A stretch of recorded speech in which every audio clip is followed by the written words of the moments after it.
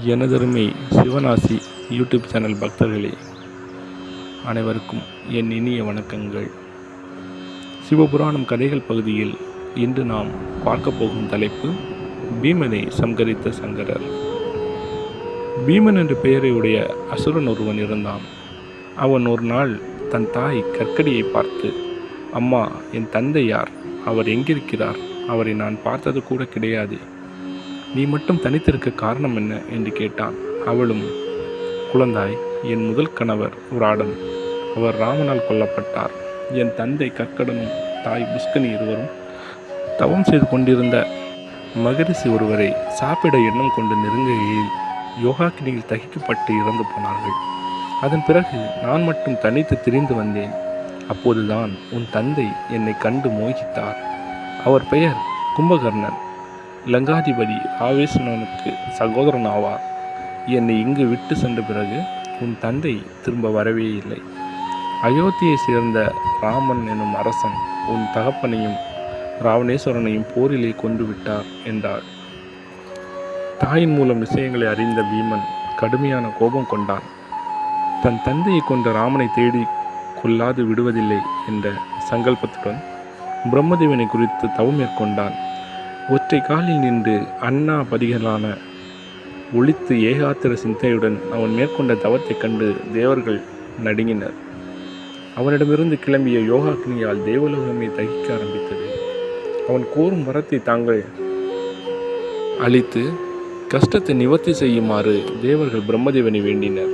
பிரம்மதேவன் அந்த அசுரன் முன்பு தோன்றி அவன் விரும்பும் வரம் யாதென கேட்டார். பிரபோ, எனக்கு அளவிட முடியாத பலத்தை அளிக்க வேண்டும் என்று கோரினான் பீமன். பிரம்மதேவன் அவன் கோரியதை கொடுத்து மறைந்தார். வரத்தின் காரணமாக அபரிமிதமான பலத்தை அடைந்த பீமன் தாயிடம் வந்தான். அம்மா, இனி என்னை எவராலும் ஜெயிக்க முடியாது. நம் குலத்தின் அழிவுக்கு காரணமாக இருந்த தேவர்கள் எல்லோரையும் என்ன செய்கிறேன் பார் என்று சூளுரைத்து புறப்பட்டான்.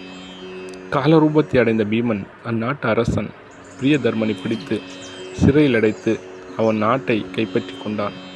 ஒவ்வொரு நாடாக சென்று அரசர்களை வதைத்தும் துன்புறுத்தியும் தனக்கு பணியுமாறு செய்த அவன் கவனம் தேவர்கள் பக்கம் திரும்பியது. அசுரனின் பராக்கிரமத்தின் முன்பு தேவர்களால் நிற்க முடியவில்லை. ஓடி ஒளிந்தார்கள். பீமன் சகல லோகங்களுக்கு தானே அரசனாக திகழ்ந்தான். அசுரனால் விரட்டப்பட்ட தேவர்கள் மகாகோச நதி தீரத்தில் ஒன்று கூடினார்கள். அசுரனின் கொடுமைகளில் இருந்து தப்ப சிவபெருமானை சரணடைவதே வழி என்பதை உணர்ந்து சிவபூஜை செய்ய தொடங்கினர். அவர்கள் பூஜையால் உள்ளம் களிப்புற்று கைலாசநாதன் தரிசனம் கொடுத்தார். மகேஸ்வரா, பீமனால் நாங்கள் அளவில்லா துயரங்களை அனுபவிக்கிறோம். அவனிடமிருந்து எங்களை ரட்சிக்க வேண்டும் என்று பிரார்த்தித்தார்கள். தேவர்களே, கவலை வேண்டாம். அவன் அழிவு நெருங்கி கொண்டிருக்கிறது. விரைவில் அவன் சங்கரிக்கப்படுவான் என்று அனுக்கிரகித்து மறைந்தார். இது இப்படி இருக்க, பீமனால் சிறையில் அடைக்கப்பட்டிருந்தாலும் பரமேஸ்வரனும் ஈசனிடம் கொண்டிருந்த பக்தியிலிருந்து சிறிதும் மாறவில்லை பிரியதர்மன். சிறையிலேயே மண்ணால் சிவலிங்கம் அமைத்து தன் மனைவி தசியனையுடன் பூஜை செய்து வந்தான். தான் நம்பியிருக்கும் ஈசன் எப்படியும் தன்னை காப்பாற்றுவான் என்ற நம்பிக்கையை அவன் இழக்கவில்லை. பிரியதர்மன் சிவபூஜை செய்து வருவதை பார்த்த காவலர் சிலர் ஓடி சென்று பீமனிடம் அந்த விஷயத்தை தெரிவித்தனர். பீமனின் கண்கள் கோவைப்பழம் போல சிவந்து விட்டன. உடைவாளை உருவிக்கொண்டு சிறைச்சாலைக்கு ஓடி வந்தான். பிரியதர்மனும் அவன் மனைவியும் பக்தியோடு சிவபூஜையில் ஈடுபட்டிருப்பதை கண்டதும் அவன் ஆத்திரம் பன்மடங்காகிவிட்டது. அடே, என்ன காரியம் செய்கிறாய் என்று சீறியபடி அவன் அரசனை நெருங்கினான். பிரியதர்மன் கொஞ்சமும் தைரியத்தை இழக்காமல் சர்வலோக சரண்யனான பரமேஸ்வரனை ஆராதித்து வருகிறேன் என்றான். அதை கேட்டு கலகலவென்று நகைத்த அசுரன், அடே, என்னை விட பலசாலிய அவன் என்று ஏளனம் செய்தான். அதில் என்ன சந்தேகம் இருக்கிறது? ஈஸ்வரனை விட மேலான தெய்வம் இல்லை. உன் செருக்கை விட்டு அவரை பணிந்து அவருடைய பக்தர்களுக்கு இடர் செய்வதை நிறுத்து. இல்லையேல் உன்னையே அழித்து விடுவார் என்றார் பிரியதர்மன். என்னையும் விட மேலானவன் யாரும் இல்லை அற்ப பதரே. அந்த லிங்கத்தை தூர எறிந்துவிடு என்றான் பீமன்.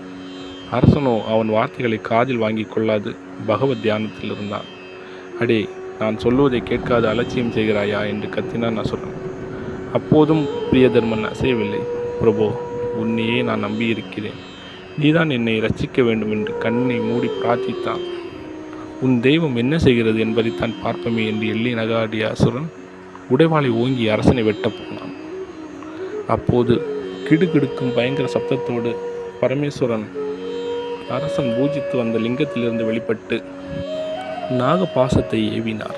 இமைக்கும் நேரத்தில் அது அசுரனின் உடைவாளை தாக்கி தவிடு பொடியாகிவிடும்படி செய்துவிட்டது.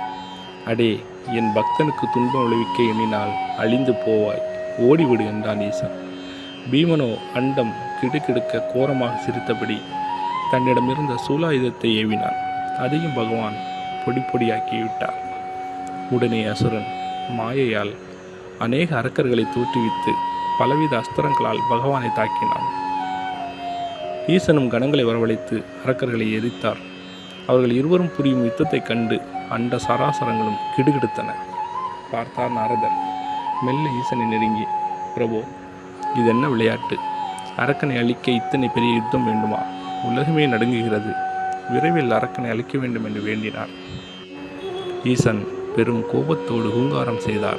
அந்த கணமே அசுரனும் அவனால் தோற்றுவிக்கப்பட்ட வீரர்களும் நெருப்பில் மடியும் பூச்சிகளைப் போன்று அழிந்தனர். தேவர்கள் பூமாரி பெய்தனர். பகவானை பலவிதங்களில் தோத்தரித்தனர். கைலாசநாதன் அரசனையும் அவன் மனைவியையும் சிறையிலிருந்து விடுவித்து மீண்டும் ராஜ்யாபிஷேகம் செய்துவித்து அநேக வரங்களை அருளி மறைந்தார். அவன் பூஜை செய்த சிவலிங்கத்திலேயே பகவான் பீமசங்கரர் எனும் திருநாமத்தோடு எழுந்தருளியுள்ளார். நன்றி அன்பர்களே. மீண்டும் அடுத்த பதிவில் சந்திக்கலாம். வணக்கம்.